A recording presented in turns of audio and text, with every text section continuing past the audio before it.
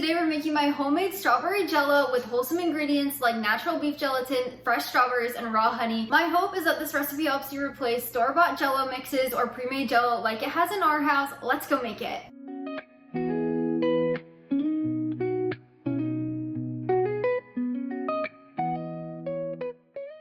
The inspiration behind this recipe is my sweet husband. A few months ago, he asked me if I could do a homemade strawberry jello. We try to stay away from pre-made boxed ingredients or boxed foods, so he asked me if I could make a homemade from scratch version, and I took the challenge, and that is what this recipe is. I'm so excited to share it with you. It is so delicious. You can find my full written recipe linked down in the description below. Just click that link. It'll take you over my blog where you can print and save anytime. I also have helpful tips over there and a bunch of information. To get started, you'll need 2 cups of fresh strawberries. Now I like to get organic, and then you're going to want to rinse them and pat them dry with a cloth, and then we're just going to take off the tops. So you just want to take off the little bit of green top.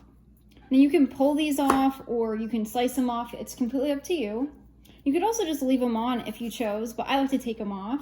You'll also want to cut out any bad spots on your strawberries when you're doing this too. And this is about 22 to 24 berries, or 1 regular size package from the grocery store. So that's how many berries you will need. Next we'll place our strawberries, they're going to be wholesale, into a blender. And then we'll also place in 1 cup of water. This is just going to help them blend up. And you don't need any fancy type of blender. This is just a really inexpensive one that I have. So you don't need anything fancy, and we're just gonna add the lid on. Now we're just gonna blend this on high speed until smooth. I like to do it for about 30 seconds, and this is what it should look like. Now that we've got it blended, you're gonna want to grab a medium-sized pan or pot. And then if you would like to, you can add a fine mesh strainer over the top. This is completely optional. You do not have to strain this, but I do have to say that there will be a little bit of tiny seeds, especially if you don't have a high-powered blender like I don't. So what I like to do is I just like to pour this through the strainer. It is really good with the seeds still in there, but if you prefer a clean, pure Jello without anything in it, then I recommend doing this. And then you're just gonna grab a spoon and help it get through the strainer. Now, if you're sifting it through, you're gonna get a paste like this. You wanna get as much through as possible, so just keep going. As you can see, there's just a little bit coming out still. Now that we have this in here, we're gonna bring it to a boil or a simmer over a medium-high heat. While this is warming, you can stir it occasionally if you desire. While our strawberry mixture is heating, you're gonna want to grab a mixing bowl and then add in 1 cup of water to it. You'll also want to add in 1 teaspoon of lemon juice and half of a cup of raw honey. You can also use pure cane sugar if you choose. Now we're going to whisk this together just to kind of combine it.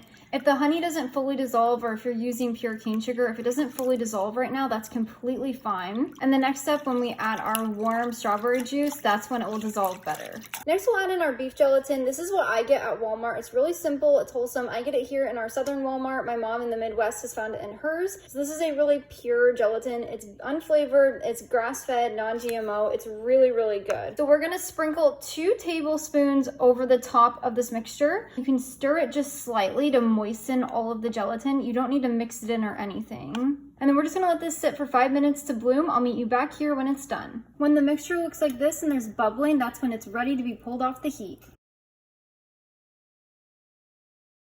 Next, we're gonna pour our warm strawberry mixture into our gelatin mix. Now we're just gonna whisk this to completely combine it. This is a step where you wanna make sure all the sugar or honey is completely dissolved and combined into it. It smells so good. As you can see, it has a natural pinkish hue to it. We did not use any dyes or artificial colorings. Next, you'll need a storage dish of some sort. You do not need to grease it or anything. Just leave it as is. So this recipe fits in a 7-cup Pyrex glass dish, just like this, perfectly. So I like to store it in there, and then I also have the lid, but you could store it in anything. You could even do a bread pan or something like that, or a casserole dish. But we're just gonna pour this into whatever container we would like. Again, if you would like to do some kind of like shape, you can also do that. And then you can pop it in the fridge just like this, or you can add a lid on top. Now, you'll need to let this refrigerate for a minimum of 5 hours. It's gonna be a softer Jello if you leave it just for 5 hours in the fridge. up to 24 hours. My husband and I tested it at 5 hours, 12 hours, and then 24 hours. And our favorite was 24. The softer Jello is delicious and it's ready to go as soon as it's firmed up around that time, but it's much better 24 hours later. It just allows it to set up a little bit more. So if you want a firmer Jello, make sure it has longer to chill in the refrigerator. So I'm gonna let this sit in the fridge for about 24 hours. I'll meet you back here tomorrow around lunchtime and we'll give it a try.